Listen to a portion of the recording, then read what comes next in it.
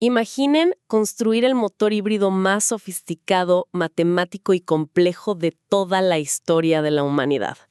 Miles de millones invertidos en desarrollo térmico y eléctrico. Totalmente. Y al final de todo el deporte entero está siendo dominado por un chico de 19 años, un piloto cuyo cerebro procesa la información en la pista más rápido que las supercomputadoras del muro de boxes. Es que es de locos. Eso es exactamente lo que acaba de suceder bajo el sol hirviendo de Florida.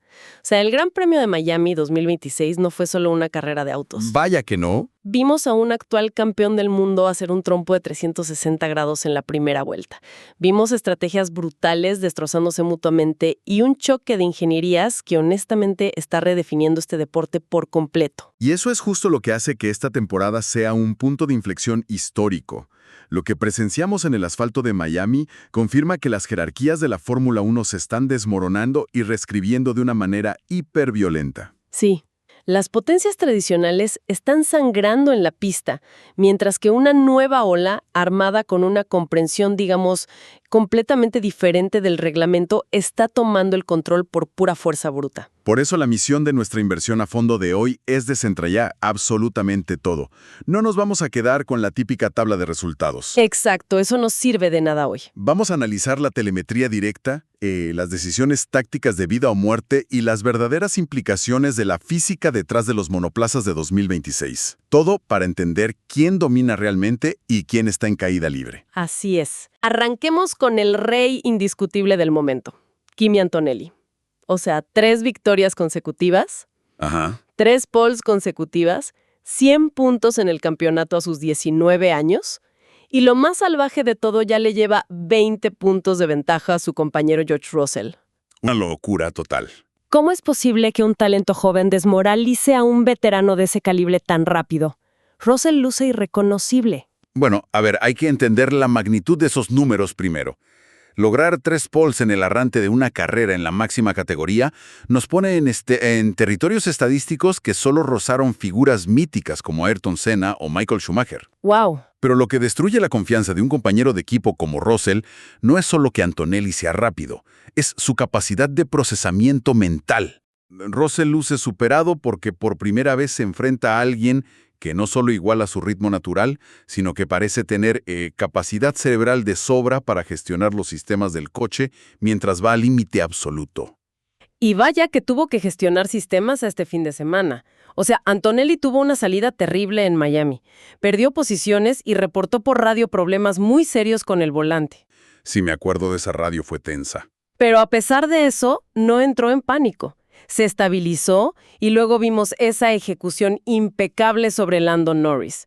A ver, escuchamos el término undercut en todas partes, pero para quienes no respiran táctica de boxes, ¿cuál es la mecánica real de lo que hizo Mercedes ahí para robarle el liderato a McLaren? Pues mira, es una cuestión de pura matemática de degradación. El undercut ocurre cuando el piloto que va persiguiendo entra a boxes antes que el líder para poner neumáticos frescos. Ajá. En el tiempo que el líder, que era Lando Norris, tardó en dar una vuelta más con gomas viejas y desgastadas, Antonelli salió a pista con neumáticos nuevos. Que te dan una ventaja brutal. ¡Exacto! Le daban, digamos, una ventaja de 2 segundos por vuelta en puro agarre mecánico. Cuando Norris finalmente entró a boxes y salió de regreso a la pista, Antonelli ya había cubierto esa distancia y le pasó por delante como si nada. O sea, es una maniobra de altísimo riesgo, porque si sales detrás de tráfico, la ventaja del neumático nuevo se esfuma por completo. Totalmente. Pero el muro de Mercedes calculó el espacio milimétricamente. Fue una obra de arte táctica. Ver a Antonelli ejecutar ese undercut fue como ver a un gran maestro de ajedrez jugando una partida rápida contra veteranos. O sea, no parpadeó. Pero entiendo la ventaja del neumático fresco, aunque una vez que Antonelli tomó la punta, Norris tenía un McLaren que venía volando. Sí, venía rapidísimo. Tenía el DRS, tenía el ritmo. Y sin embargo, Antonelli se defendió vuelta tras vuelta sin cometer un solo error. En nuestros apuntes internos hablamos de los mapas de entrega de energía. Pero honestamente, ¿qué está haciendo el piloto físicamente en la cabina para lograr esa defensa tan asfixiante? Aquí es donde entra toda la magia técnica del reglamento de 2026. Recordemos que ahora la potencia se divide mitad y mitad. 50% proviene del motor de combustión y 50% de las baterías eléctricas. Claro, el famoso 50-50. Exacto. Y Mercedes ha dominado cómo programar el cerebro del coche. Lo que Antonelli hace en el volante es seleccionar configuraciones preestablecidas que le indican al coche exactamente en qué punto de la recta debe vaciar los megajoules de la batería para defenderse. ¡Wow! O sea, lo hace manualmente mientras maneja a más de 300 kilómetros por hora. Así es. Y también elige en qué zonas de frenada lenta debe recargar esa energía. Mercedes perfeccionó estos mapas desde la carrera sprint. Ah, con razón. Esto permitió que Antonelli tuviera un pico de potencia eléctrica justo en los metros donde Norris intentaba abrir el DRS, neutralizando por completo la ventaja aerodinámica del McLaren. Básicamente es como implementar un esquema de trabajo híbrido perfecto. Si el flujo eléctrico falla, el trabajo físico del motor de combustión se duplica y todo colapsa. Exactamente. Pero Mercedes optimizó esto de tal manera que el motor a combustión nunca se vio sobreexigido. Ahora la necesidad de Mercedes de defenderse con tanta agresividad no surge de la nada, es una respuesta directa al monstruo que ha creado McLaren. Sí, McLaren da miedo ahora mismo. Lando Norris cruzó segundo, Oscar Piastri tercero. Trajeron mejoras enormes a Miami y McLaren parece haber encontrado el santo grial del desarrollo. Todo lo que le ponen al coche funciona a la primera. Sí, es fascinante. ¿A qué nos referimos cuando hablamos de esa famosa correlación entre el túnel de viento y la pista? Mira, la correlación es el mayor dolor de cabeza de los ingenieros modernos. Tú puedes diseñar una pieza en la computadora y probarla en el túnel de viento a escala. Y los sensores te dirán que genera 100 kilos más de carga aerodinámica. Ajá. Suena perfecto en teoría. Pero cuando pones esa pieza de tamaño real en la pista, sufre las vibraciones del asfalto, el viento cruzado, la flexión del material. A menudo esos 100 kilos de carga desaparecen y el coche se vuelve inmanejable. Y todo el trabajo a la basura. Exacto. Pero lo aterrador de McLaren es que su túnel de viento dice la verdad absoluta. ¡Wow! Si la computadora dice que el nuevo suelo del coche dará 0,2 de segundo de ventaja, Norris sale a pista y baja su tiempo exactamente 0,2, sin arruinar el balance del monoplaza en las curvas lentas. Pero espera, a ver, pongamos un freno aquí, porque Red Bull tenía ese exacto nivel de precisión el año pasado. O sea, todo lo que tocaban se convertía en oro puro. ¿Sí eran intocables? ¿Cómo es que un equipo de ese calibre de repente pierde la brújula tan rápido? Porque lo de Red Bull en Miami fue un desastre nuclear. Fue doloroso de ver. Max Verstappen clasifica segundo, parece que están en la pelea de siempre, pero en la primera curva de la primera vuelta pierde la parte trasera y hace un trompo completo de 360 grados por falta de agarre. Sí, y cae al 10º lugar de golpe. Exacto. Max estaba conduciendo luego como si estuviera en un videojuego online, chocando a diestra y siniestra. O sea, esto es pura frustración al darse cuenta de que su coche ya no es invencible. ¿O es que Red Bull simplemente erró en la configuración aerodinámica radical del RB22? Es una mezcla, pero la raíz es técnica. Esa pérdida de brújula ocurre cuando el concepto de diseño llega a su límite físico. McLaren encontró una nueva filosofía de flujo de aire que Red Bull no puede copiar sin rediseñar absolutamente todo su coche. Claro, ya están atrapados con su concepto. Exactamente. Así que en su desesperación por recuperar la carga aerodinámica que McLaren les estaba sacando, Red Bull empezó a forzar la configuración hacia extremos súper radicales. ¿Cómo bajar las suspensiones y todo eso? Sí, bajan las suspensiones, endurecen los resortes, intentan sellar el fondo plano contra el asfalto. Pero al hacer eso, convierten un monoplaza predecible en una bestia indomable. Una locura. El trompo de Verstappen no fue un error de novato, ¿eh? Fue el momento en que el coche dejó de generar carga aerodinámica por milésimas de segundo en pleno apoyo lateral. ¡Wow! Y esa desesperación técnica de la que hablas se nota incluso en el muro de boxes y en el garaje. O sea, Isaac Callar, el compañero de Max, fue descalificado en la clasificación. Sí, por 2 milímetros. Exacto, porque su fondo plano excedía el límite reglamentario por 2 milímetros y luego, para colmo, terminó estrellándose en la curva 14. Un fin de semana de pesadilla. Es casi cómico imaginar a los comisarios técnicos de la FIA con una lupa buscando 2 milímetros en el piso del coche. Pero habla de un pánico interno gravísimo, ¿no? Si estás buscando 2 milímetros ilegales de altura es porque tu base aerodinámica simplemente no sirve. Totalmente. Buscar rendimiento en zonas grises de un par de milímetros es el último recurso de un equipo que sabe que ha perdido la carrera del desarrollo orgánico. ¡Qué fuerte! Y esa frustración se filtró directamente a las manos de Verstappen. Después de caer al 10º lugar, empezó a conducir con una agresividad desmedida, chocando alerones, lanzándose en frenadas imposibles. Sí, rompió su propio alerón delantero en una de esas batallas. Exacto. Y Red Bull coronó el desastre poniéndole neumáticos duros muy temprano bajo un auto de seguridad. Ah, el provocado por el choque de Liam Lawson y Pierre Gasly. Ese mismo, que por cierto se originó por una falla en la caja de cambios de Lawson. Esa estrategia con gomas duras súper frías tras el auto de seguridad fue ruinosa. Verstappen terminó quinto de puro milagro sobreviviendo al caos. Y hablando de sobrevivir al caos, mientras los líderes se peleaban o colapsaban, se abrió un vacío inmenso en el resto de la pista. Y aquí es donde entra la tragedia de Ferrari. ¡Ay, Ferrari! Charles Leclerc tuvo una salida meteórica, esquivó el trompo de Max y tomó el liderato de la carrera. Todos pensamos que el caballo rampante volvía a la gloria. Yo también lo creí por un segundo. Pero el coche de este año, el SF26, sufre de un déficit de motor alarmante. Las cifras internas estiman que tienen entre 25 y 30 caballos de fuerza menos que Mercedes. Es muchísima diferencia. La carrera de Leclerc terminó en un trompo contra el muro en la última vuelta. Se saltó curvas en su desesperación por regresar y recibió una sanción de 20 segundos que lo hundió del podio al 8º puesto. Una lástima. Él asumió la culpa frente a los micrófonos, pero yo estoy convencida de que un piloto de su nivel no se desconcentra así en la última vuelta. ¿No es esto un síntoma de un coche que obliga a sus pilotos a ir al 110% en cada curva solo para sobrevivir en las rectas? Totalmente. La admisión de culpa de Leclerc es un reflejo de liderazgo, pero la física cuenta otra historia muy distinta. A ver, explícame eso. 30 caballos de fuerza de déficit en esta era de los híbridos 50-50 es una eternidad. Significa que en la inmensa recta trasera de Miami, Leclerc alcanzaba su velocidad máxima mucho más tarde que los McLaren o los Mercedes. Claro, y los demás lo alcanzaban facilísimo. Exacto. Para evitar ser adelantado fácilmente, Leclerc tuvo que compensar esa falta de velocidad arriesgando su vida en las zonas de frenada. Tuvo que frenar 10 metros más tarde que los demás, lanzar el coche violentamente hacia el vértice y acelerar de forma muy brusca.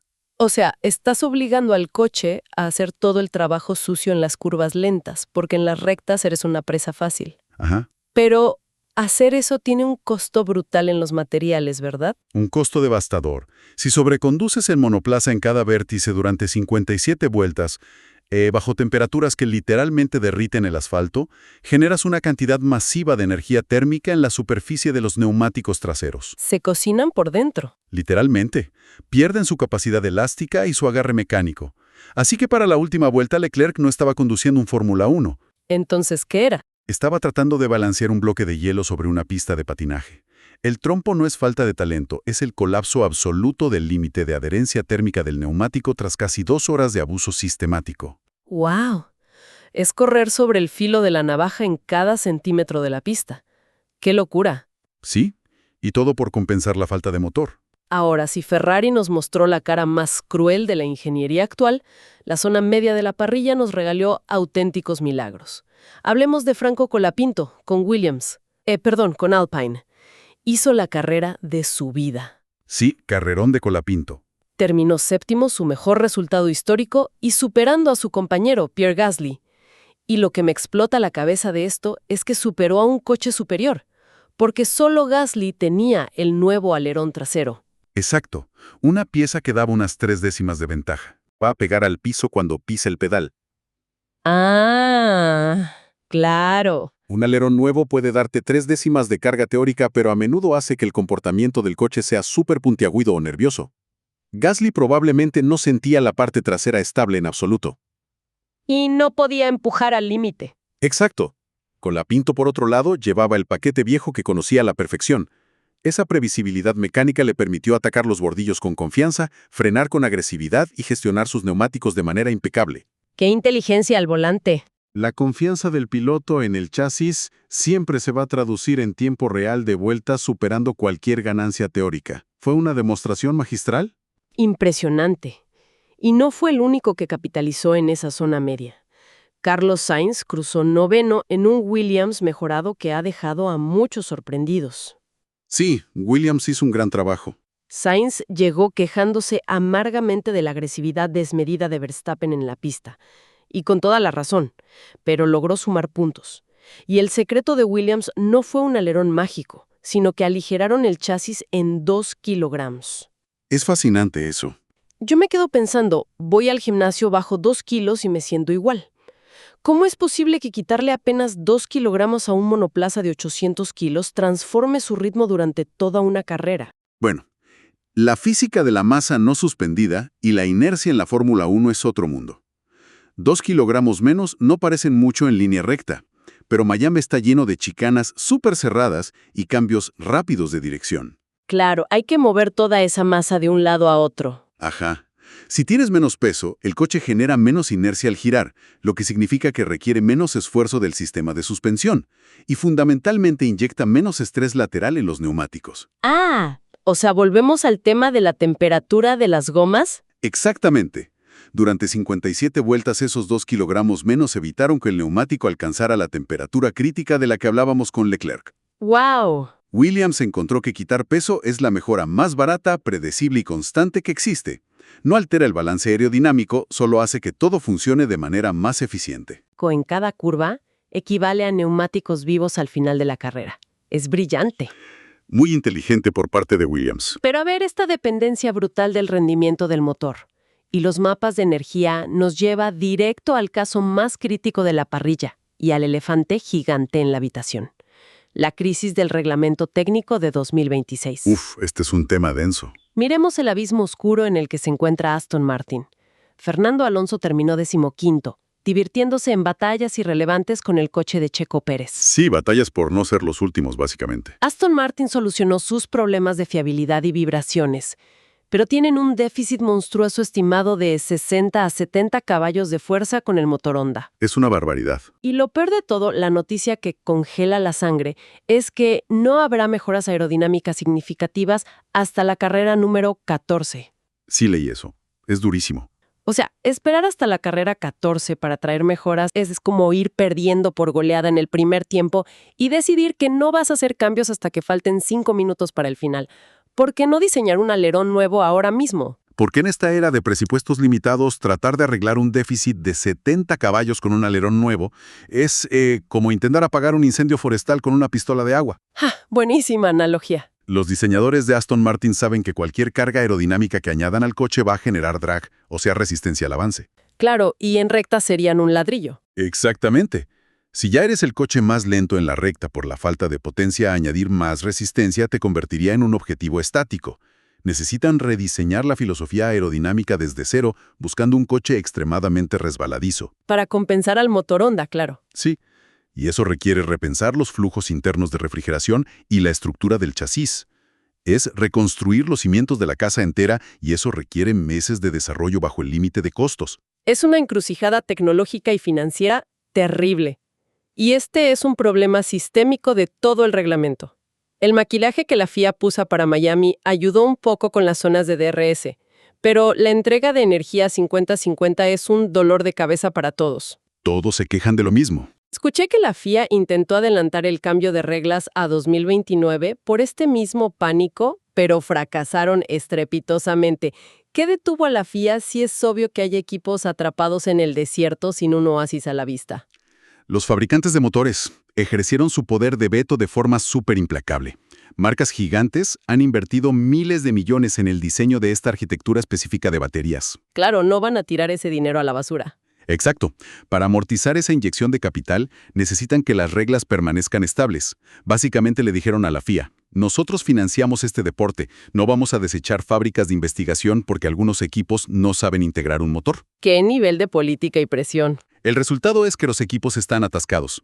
Hoy, los equipos ya ni hablan de cargas aerodinámicas. Las reuniones estratégicas tratan solo de algoritmos, de mapas de energía. O sea, los aerodinamistas cediendo poder a los ingenieros de software. Literalmente.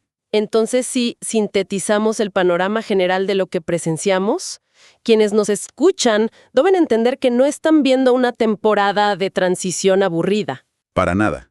Estamos presenciando el nacimiento de una nueva era, un cambio de guardia tectónico, donde gigantes como Red Bull y Ferrari sangran y colapsan. Así es. Mientras prodigios de 19 años y equipos rejuvenecidos como McLaren toman el control absoluto de la tecnología más compleja de la historia. Es un claro proceso de selección natural, digamos.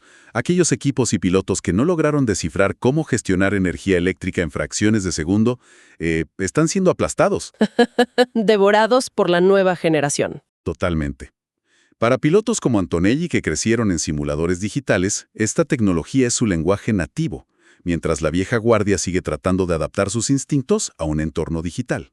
Y justo cuando pensábamos que la vieja guardia estaba perdiendo la guerra, definitivamente surgió un detalle final este fin de semana. Una idea explosiva. A ver.